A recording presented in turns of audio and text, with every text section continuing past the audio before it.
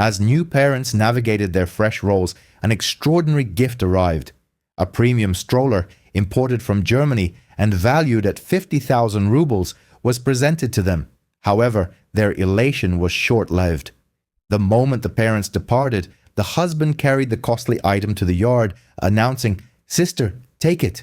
We have no need for such extravagance. We can buy one from the market," as he proceeded to load the stroller into his sister-in-law's vehicle. He remained oblivious to who was about to emerge from the building. Hello, dear listeners. It's a pleasure to welcome you to my channel. I have a captivating new story for you today. Enjoy. Marina had always envisioned family as a source of unwavering support, a collective celebration of life's milestones, and a shared joy. This, of course, was a naive notion, especially given her family unit consisted of Igor, his sister Rita, and their mother, Elvira Konstantinovna. Elvira Konstantinovna held the firm belief that a daughter-in-law should be grateful simply for being accepted into their lineage. Marina met Igor at their workplace. He was an engineer and she a bookkeeper. Their initial connection blossomed beautifully. He courted her with flowers and took her to delightful cafes. The formidable mother-in-law made her grand entrance when wedding plans began to materialize. Elvira Konstantinovna eyed Marina with suspicion, scrutinizing her from head to toe before declaring, "Well, at least she's not divorced."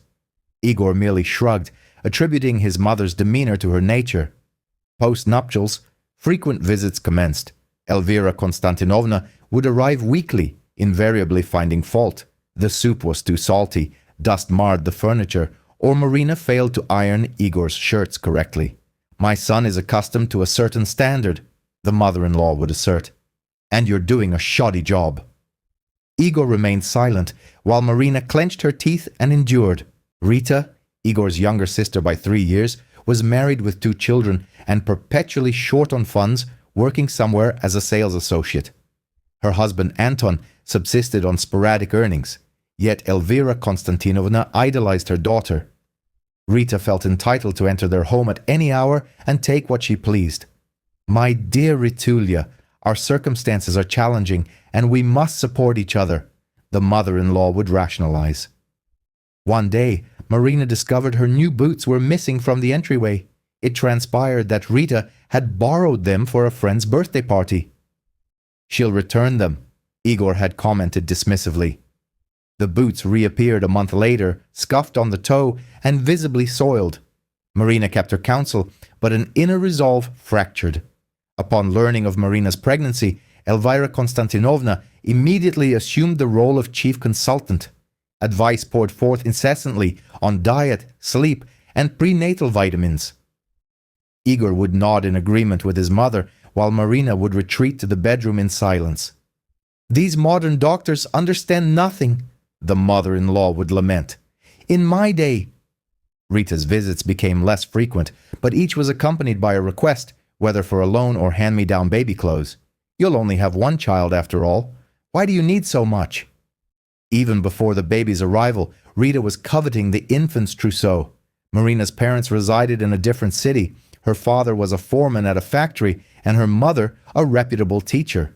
They were modest but dignified individuals. Their joy upon learning of their daughter's pregnancy was palpable. "We'll help you, Marinka, don't you worry," her mother assured her. Her father offered a silent nod of agreement. A month before the birth, Marina's parents announced their upcoming trip to Germany, where a distant relative resided. They planned to visit and, coincidentally, bring something back for their grandson. Marina anticipated nothing extraordinary. Her parents were not affluent, and the trip itself was a significant event for them. The delivery was arduous, and Marina remained hospitalized for a week. Igor visited daily but seemed distant. Elvira Konstantinovna appeared on the second day, bearing a jar of broth and proceeding to instruct the nurses on infant care. Rita made a single brief appearance, posed for a photo with her nephew, and departed, needing to collect her own children from kindergarten. Upon Marina's discharge with her son Artyom, the apartment was immaculate, a testament to Igor's efforts. However, within an hour, Elvira Konstantinovna and Rita arrived. The mother-in-law immediately asserted control, dictating swaddling techniques, feeding schedules, and nap routines. Marina, physically exhausted and aching, lacked the strength to protest. The following day, Marina's parents called. "Marinka, we're on our way. We'll be there in about 3 days. We've brought you something special." Her mother's voice was filled with warmth. A surge of affection washed over Marina. At last, someone was thinking of her, not just the baby. Elvira Konstantinovna took up residence with them for nearly a week, sleeping on the sofa and tending to Artyom at night, displacing Marina. "You're still inexperienced. I know best," she declared. Igor remained passive, leaving Marina feeling like an intruder in her own home. Rita visited daily, sometimes seeking to borrow diapers. "You have plenty, and things are tight for us right now." Other times, she'd peruse the baby clothes, contemplating what might fit her own children. Marina observed Rita praising the garments, mentally calculating what she could ask for. Igor worked late, returning home, dining, and retiring immediately. Marina attempted to discuss her mother-in-law's overbearing nature and Rita's impudence with him, but he dismissed her concerns. "They're helping you. It's difficult for you alone. Mother has taken it all upon herself." He was unwilling to acknowledge the problem. When Marina's parents arrived, she opened the door, tears of relief welling up. Her mother embraced her tightly, and her father offered a silent pat on the shoulder. They brought a substantial box. "It's a stroller," her mother announced. "We saw it at the store. It's so practical and reliable." The salesperson had assured them it was the finest model. Marina opened the box and gasped. The stroller was German, silver, with smooth suspension, an adjustable backrest, and a rain cover. Her parents had paid 150,000 rubles for it, as evidenced by a receipt that fluttered from the packaging. This represented a considerable sum for them, nearly 3 months of her father's salary. "Mom, Dad, why did you? It's so expensive," Marina whispered, tears streaming down her face. "We'd spare no expense for our grandson," her father replied. "May he grow up healthy." Elvira Konstantinovna, who happened to be visiting, pursed her lips. "Well, that's certainly generous," she drawled. "But is it practical? A stroller is only useful for a year. What will you do with it afterward?" Marina clenched her fist but remained silent. Her parents departed 2 days later, leaving Marina with the stroller, standing in the hallway like a monument to parental affection. She took Artyom for walks daily, and the stroller proved exceptionally comfortable, soft and lightweight. The baby slept in it as if in a cradle. Rita appeared a week later, arriving unannounced as usual. She surveyed the scene and whistled. "Wow, what a stroller! Is that the one your parents brought? How much did it cost?" 150,000, Marina replied, her voice firm. "Whoa!" Rita circled the stroller, touching the wheels. "We could really use one like that. Ours has fallen apart. Anton uses it for the youngest, but it squeaks, and a wheel is coming off." Marina remained quiet, but tension coiled within her. She knew what Rita was leading up to. "Listen, Marin, perhaps you could give it to us when Artyom outgrows it. You'll only need it for a year at most." Rita smiled, but her eyes were sharp. "We'll see," Marina retorted brusquely, quickly changing the subject. But Rita persisted, visiting frequently and always steering the conversation back to the stroller. "Ritulia truly needs a stroller, and surely you wouldn't begrudge your own family," Elvira Konstantinovna chimed in.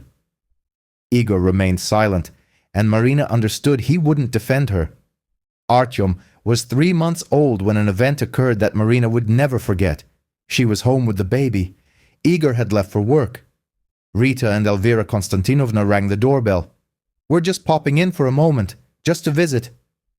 Marina let them in, though a knot of unease tightened in her stomach. Rita went into the bedroom, while her mother-in-law settled in the kitchen for tea. Marina was feeding Artyom when she overheard Rita on the phone. "Yes, I'll pick it up now. Mother will help me carry it." Marina went to the hallway. Rita stood by the stroller, examining it. "What are you doing?" Marina asked. "Just measuring to see if it fits in my car," Rita replied casually. "Why are you measuring my stroller?" "Well, we agreed you'd give it to us." Rita smiled, but the smile lacked warmth. "We didn't agree to anything." Marina felt a surge of anger. Elvira Konstantinovna emerged from the kitchen. Marinka, don't be stingy. Ritulia needs it more. She has 2 children, and you have 1. Your parents can buy you another if needed. This is a gift from my parents, Marina said slowly, striving to maintain her composure. I am not giving it away. Oh, come on. A year from now, you'll just put it away in storage, and we need it right now. No. Marina stepped towards the stroller, blocking it with her body. Igor agreed, Elvira Konstantinovna suddenly declared, and Marina froze. I called him yesterday and told him Ritulia needed a stroller. He said, well, if Marina doesn't mind, then it's fine. Marina's blood ran cold. Igor had agreed without even consulting her. I do mind, she managed to say. Oh, please, don't be so dramatic. Rita began to fold the stroller. It's for your nephews. Surely you're not that petty. Rita, put the stroller back. Immediately. Mommy, how principled, Rita scoffed. Ritulka, take it. Don't listen to her, Elvira Konstantinovna commanded. Marina gripped the stroller's handle. Rita yanked it towards herself. For several seconds they pulled in opposite directions until Elvira Konstantinovna bellowed, Marina, let go immediately. How are you behaving? Get out of my house. Marina's voice trembled as she spoke softly. Both of you, leave now. You've lost your mind. I'm not some nobody. Elvira Konstantinovna advanced towards her. I'll call the police. Rita and her mother exchanged glances before exiting. At the threshold, the mother-in-law turned back. Igor will find out, and he'll show you how to treat family. Marina slammed the door shut and leaned against it, her hands shaking, a lump in her throat. Artyom began to cry in the bedroom, and Marina rushed to him, scooping him up and holding him close. It's okay. Everything's okay, she whispered, tears still flowing. Igor returned that evening. Marina knew instantly he'd been informed. He entered the room, dropped his bag, and turned to her. What was that all about? His voice was weary. Rita was trying to take the stroller. Your mother was helping her. So what? Rita genuinely needs a stroller. It's my parents' gift, Igor. They spent a fortune on it. You won't be using it for long anyway. It's not your concern, nor Rita's. It's mine. Igor waved his hand irritably. You're being greedy, Marina. Family is about mutual support. And you call this support? Don't yell. The baby's sleeping. Igor, this stroller costs 150,000. My parents went into debt to buy it. Do you understand? He turned away. Tomorrow, Rita will come by. You'll give her the stroller. End of story. No. Igor turned back, a hardness in his eyes. Marina, I'm not asking. I'm telling you, and I'm saying no. He stepped towards her, and for a moment Marina felt a flicker of fear. What if he struck her? But he merely walked past, closing the bedroom door with a bang. Marina lay awake all night, staring at the ceiling, reflecting on her endurance, Igor's repeated betrayals in favor of his mother and sister, and the certainty that yielding now would mean a lifetime of concessions. In the morning, she called her father. Dad, can Artyom and I come visit for a week?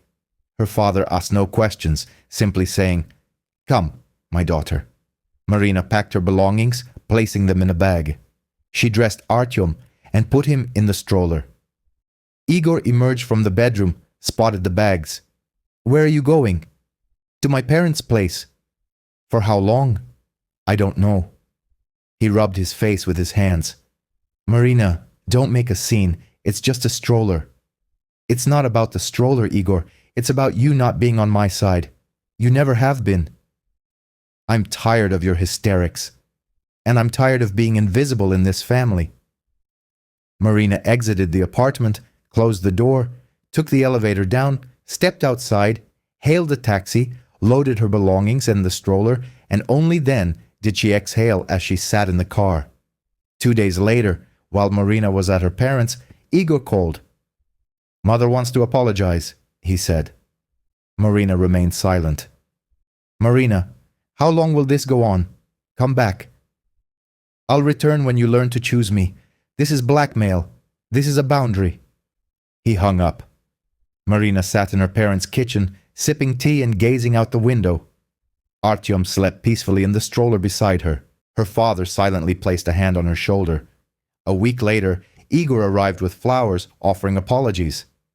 "I've spoken with Mother, and I told Rita that the stroller is yours, and they must leave it alone." Marina looked at him, trying to discern if he was sincere or merely seeking her return. "Igor, if you side with them again, I'll leave.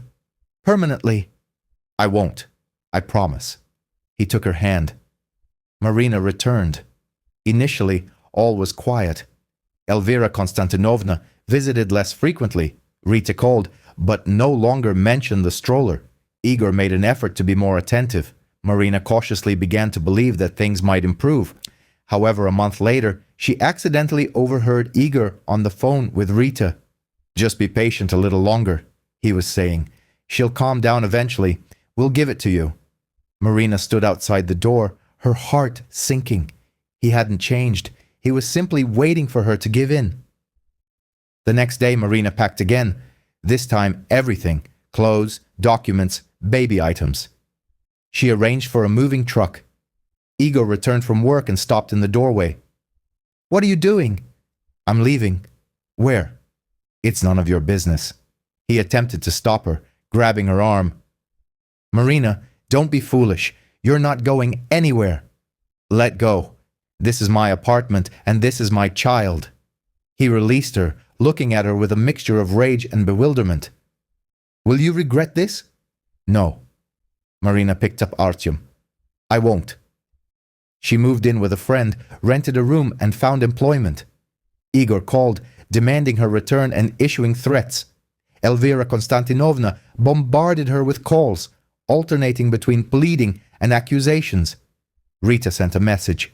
"You ruined a family over a stroller, you fool." Marina did not reply. Each day, she walked Artyom in the park, pushing the silver stroller along the paths, a profound silence settling within her. For the first time in a long while, there was simply peace. 6 months later, Igor filed for divorce. Marina did not contest it.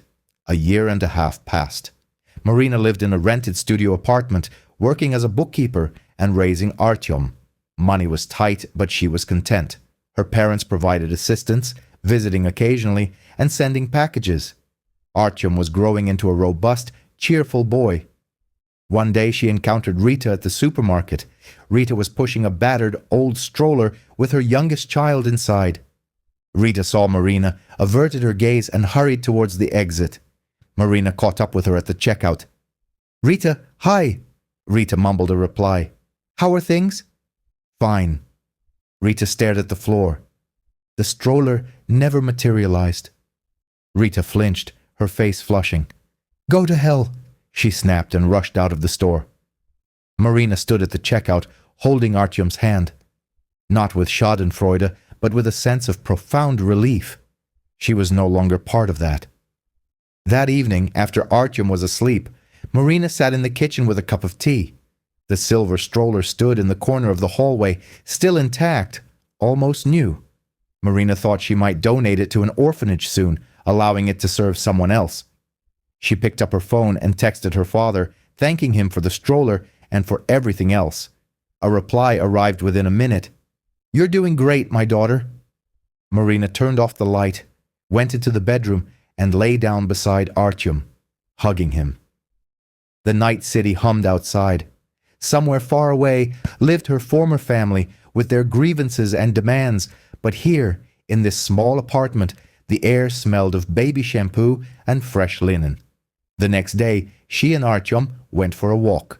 Marina pushed the stroller, now more for carrying items, as the boy preferred to walk himself. They passed a playground when Artyom suddenly stopped and pointed. "Mom, look, Uncle Igor." Marina looked up. Igor sat on a bench next to Elvira Konstantinovna. He appeared older, weary. His mother was speaking to him, gesturing animatedly. Igor sat with slumped shoulders, silent. Marina took Artyom's hand and walked on, not looking back. The stroller's wheels quietly rustled against the asphalt.